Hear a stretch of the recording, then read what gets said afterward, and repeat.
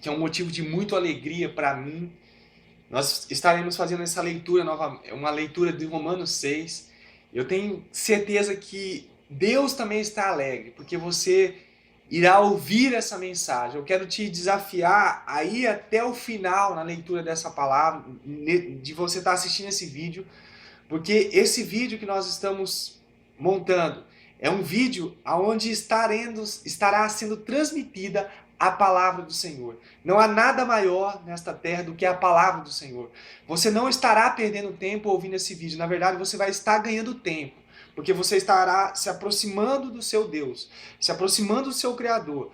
E Ele vai passar a agir poderosamente através da sua vida, quando você abre o seu coração à sua mensagem. Então, Romanos 6 começa assim: Bem, então continuaremos a pecar para que Deus possa nos mostrar bondade e perdão cada vez maiores? Naturalmente que não. Deveríamos continuar pecando sem nenhuma necessidade? O poder do pecado sobre nós foi quebrado quando nós nos tornamos cristãos e fomos batizados, a fim de sermos uma parte de Jesus Cristo. Através de sua morte foi esmagado o poder da natureza pecaminosa.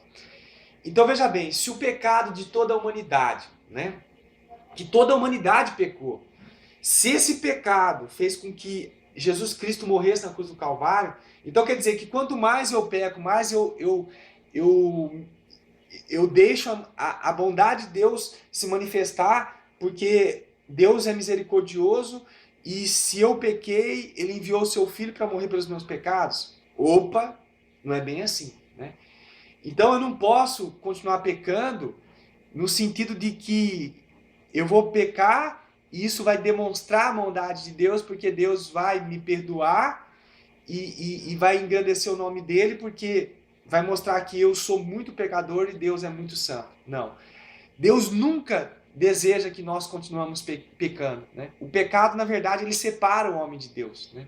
Então, se eu agora estou vivendo uma vida com Jesus Cristo, então eu tenho que ter uma vida separada do pecado, porque Jesus e pecado não combinam.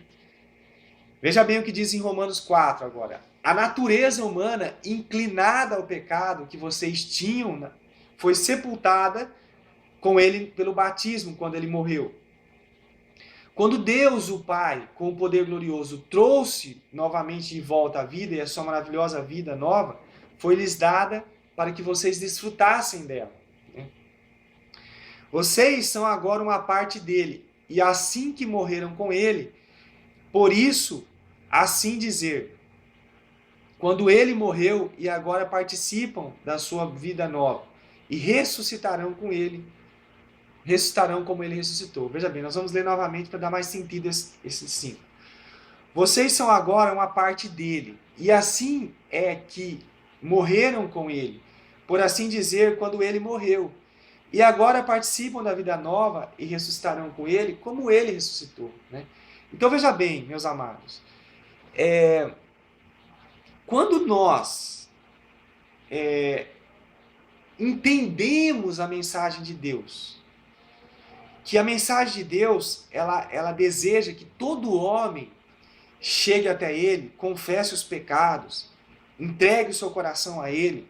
Então você que está me ouvindo, se você já se converteu realmente a Deus, entregou a sua vida para Ele, se você ainda não entregou a sua vida para Ele, faça isso hoje. Então, não precisa você estar numa igreja, não precisa você estar com muitas pessoas, basta você entregar o seu coração a Jesus.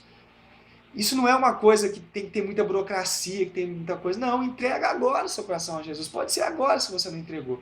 Mas se você já entregou o seu coração para Jesus e ainda continua de uma vida de pecado, tem alguma coisa errada. Por quê? Porque aquela natureza, é isso que está dizendo em Romanos 4, a natureza humana inclinada ao pecado que vocês tinham foi sepultada com ele no batismo, quando ele morreu. Então, quando Jesus morreu, ali naquela cruz, com os braços estirados, na verdade, ele estava morrendo em nosso lugar, entendeu? Então, aquela morte de Jesus significa a minha morte. Simbolicamente, eu morri com Jesus e você morreu com Jesus para a vida de pecado. E quando Jesus ressuscitou dos mortos, eu e você ressuscitamos com Jesus para uma nova vida em Cristo. É isso que significa o batismo nas águas. Quando você desce a sua cabeça nas águas, você sobre as águas e todo o seu corpo fica submerso sobre as águas, está significando o quê?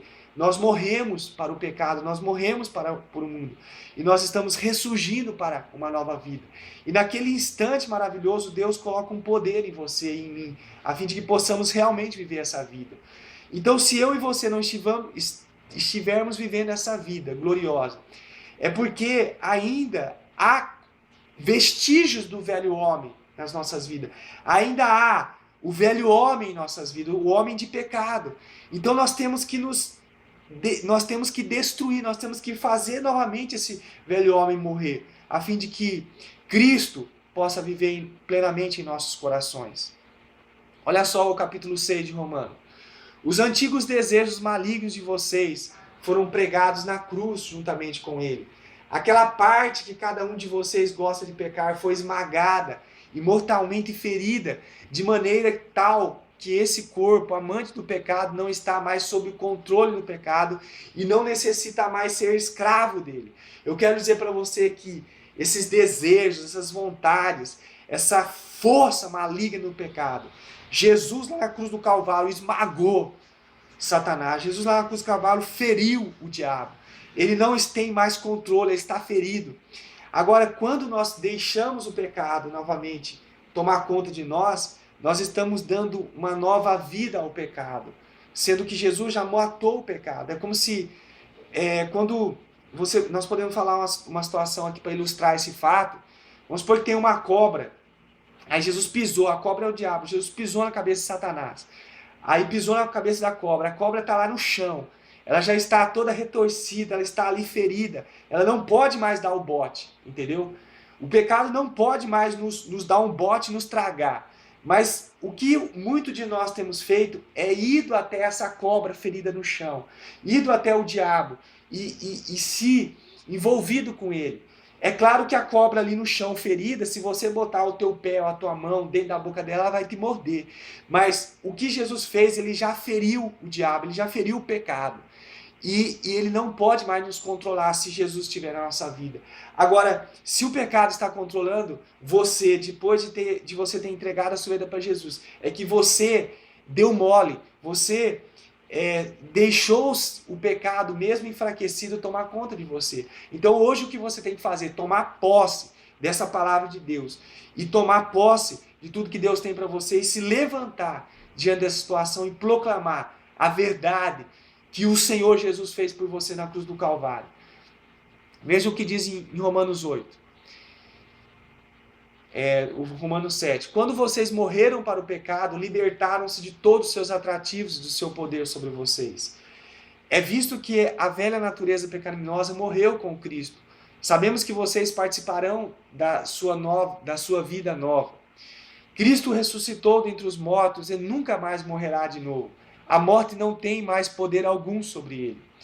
Ele morreu de uma vez por todas, a fim de acabar com o poder do pecado, mas agora vive para sempre em contínua comunhão com Deus.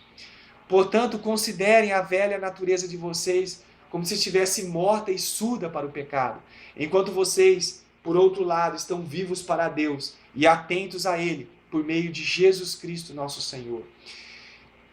Não deixe nunca mais o pecado que controle esse corpo fraco de vocês. E não cedam aos seus desejos pecaminosos.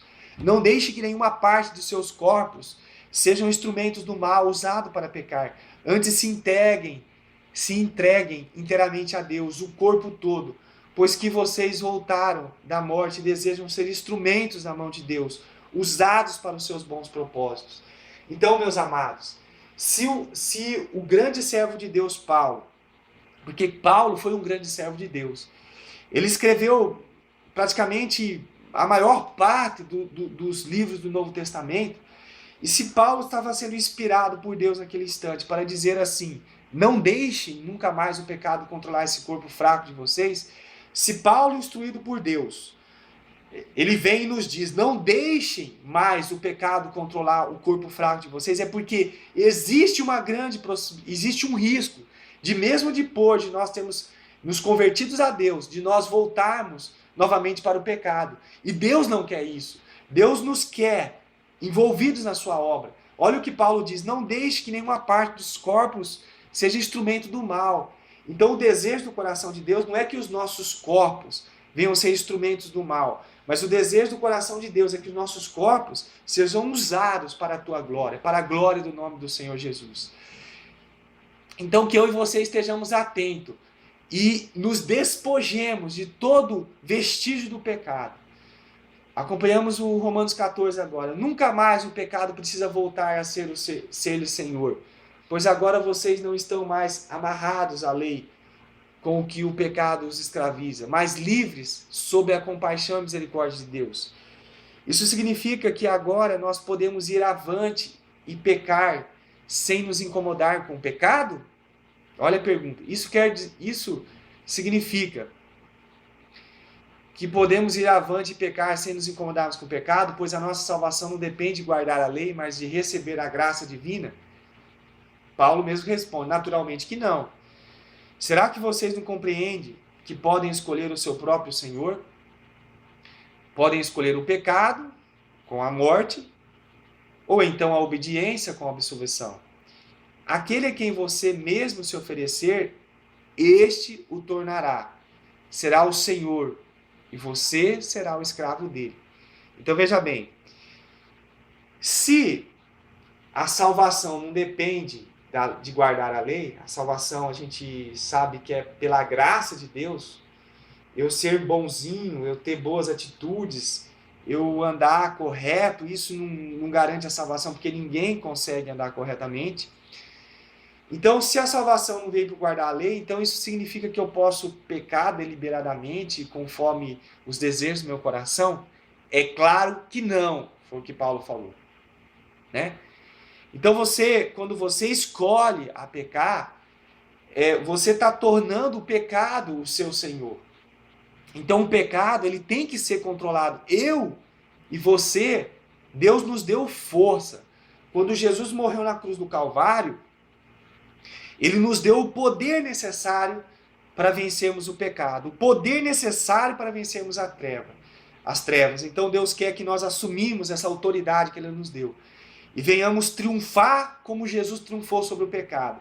Assim como Jesus venceu o pecado, a força para vencer o pecado está dentro de nós. E não que nós não venhamos baixar a cabeça, que nós não venhamos deixar que o pecado seja o nosso Senhor, mas que nós nos tornemos, triunfemos sobre o pecado, assim como o nosso Mestre fez. Em Romanos 17 diz, graças a Deus que vocês, embora antigamente tivessem escolhido ser escravos do pecado, agora obedecem de todo o coração o ensino que Deus lhes entregou. E agora estão livres do velho Senhor, o pecado, e tornaram-se escravos do novo Senhor, a justiça. Falo dessa maneira, utilizando-me da ilustração de escravos e senhores, porque é fácil compreender. Tal como vocês costumam ser escravos de todo tipo de pecado, assim também agora é preciso que vocês se deixem escravizar por tudo que é santo e justo. Naqueles dias, quando vocês ainda não eram escravos do pecado, não se importavam muito com aquilo que é bom. E qual foi o resultado? Evidentemente não foi nada bom, visto que agora vocês se envergonham, até mesmo em pensar naquelas coisas que acostumavam fazer, pois todas elas terminam em perdição eterna. Eu não sei se você está entendendo a mensagem de Deus, né? Mas, quando você se volta para o reino de Deus, quando você se volta para o Senhor Jesus, quando você se volta para as coisas de Deus, você deixa de ser um escravo do pecado. Porque o que estamos vendo ao nosso redor, você pode ver todo dia ao seu redor, são pessoas escravizadas pelo pecado, às vezes do vício das drogas, do vício da bebida, do vício da sexualidade, do vício da busca ao dinheiro exagerada. Então nós estamos rodeados de pessoas que estão com a vida completamente controlada, elas não vivem para agradar a Deus. Elas não vivem para agradar as Escrituras. Elas não vivem mas elas vivem para agradar ao pecado. Elas vivem para agradar a si mesmos. Então estamos diante de um mundo que está escravizado pelo pecado. Mas quando eu e você nos voltamos para Deus, o mundo deixa de ser nosso Senhor, o pecado deixa de ser o nosso Senhor, nós passamos a servir a Deus. É isso que Paulo está dizendo. É isso que Paulo está falando. Olha, por que agora que vocês encontraram com Jesus? Porque agora, se realmente Jesus é o vosso Senhor, por que vocês não se deixam escravizar por tudo quanto é santo e justo? Meus amados que estão ouvindo essa mensagem, o pecado, ele é ilusório, ele não compensa. Por que você não se deixa escravizar pelas coisas boas? Por que você não se deixa se envolver pelaquilo que Deus tem para você? Por que você não se envolve com as coisas de Deus? Porque muitas coisas te atraem, mas as coisas de Deus não te atraem. Será que realmente eu e você estamos totalmente livres do Senhor, livres da escravidão do pecado? Que eu e você possamos refletir sobre isso. Olha o que diz agora em Romanos 22. Agora, no entanto, estão livres do poder do pecado e são escravos de Deus. E entre os benefícios que ele dispensa a vocês estão a santidade e a vida eterna. O salário do pecado é a morte, mas a dádiva gratuita de Deus é a vida eterna, por meio de Jesus Cristo, nosso Senhor. Então, meus amados, essa é a revelação pura, nua e crua da palavra de Deus. O pecado, não adianta você tentar, não adianta eu lutar, não adianta um argumento, não existe argumento. Todo pecado leva à morte. Não existe recompensa nenhuma para o pecado. O pecado, ele nos leva à morte. Será que nós conseguimos entender isso? O pecado vai te levar à morte, o pecado nos leva à morte. Mas a dádiva, o dom gratuito de Deus é a vida eterna, por meio de Jesus Cristo. Então, nós temos que nos apropriar da vida eterna. E tem uma parte da Bíblia que diz que o reino de Deus, muitas vezes é necessário ter uma violência para conquistar o reino de Deus. Não é a violência física, de soco, de murro, não é essa violência. É a violência espiritual. Eu tenho que lutar com todas as minhas forças para entrar no reino de Deus. Existe um reino maligno que está controlando esta terra toda. Mas existe um reino glorioso de Deus que está controlando muitas vidas também. Então que nós nos aproximemos, que nós lutemos espiritualmente para estarmos no reino de Deus, aonde somos escravos de Deus, aonde somos, que conseguimos ser pessoas que andam em santidade e em justiça. Temos que lutar contra toda a adversidade para entrar nesse reino. Quando entremos nesse reino, nossa vida muda. Por quê? Porque o nosso Deus, ele passa a estar no controle das nossas vidas. E aí nós podemos viver em paz, nós podemos gozar de uma vida de alegria, porque o Deus Todo-Poderoso está na nossa vida. Que Deus abençoe sua vida e que Deus venha realmente trazer revelações poderosas ao seu coração, mudar a minha conduta e a sua conduta diariamente para que possamos servir e agradá-lo em tudo. Que Deus abençoe sua vida, em nome de Jesus.